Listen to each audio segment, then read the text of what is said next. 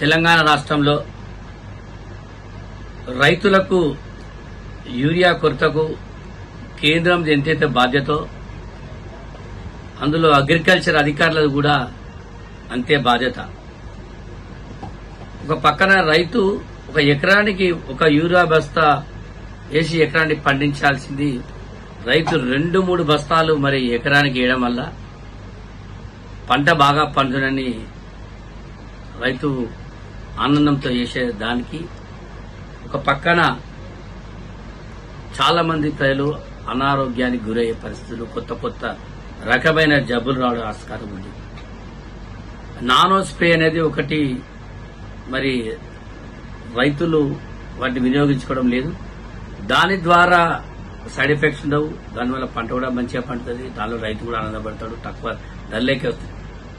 ఇవన్నీ ప్రభుత్వం తెచ్చే ఏవైతే యూరియా అనుకోండి, నానో అనుకోండి, అన్ని తెచ్చే వాటిని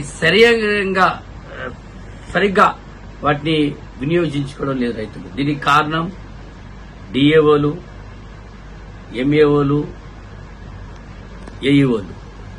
వీరు కేవలం వారు రైతులకు అవగాహన కల్పించకుండా వారు కేవలం వారి యొక్క డ్యూటీలు ఆఫీస్కి వచ్చినామంటే కూర్చున్నాం.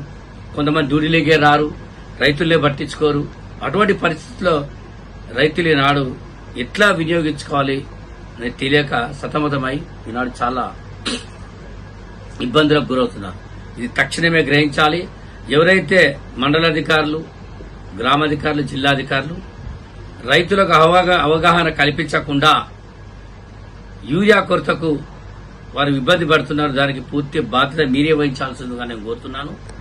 కనుక తక్షణమే మీరు ఇప్పుడైనా రైతులకు అవగాహన సదస్సులు ఏర్పాటు చేసి ఎప్పటికప్పటికి వారికి ఒక అవేర్నెస్ తేవాలని నేను కాంగ్రెస్ పార్టీ తరఫున ముఖ్యంగా అధికారులకు నేను డిమాండ్ చేస్తున్నాను.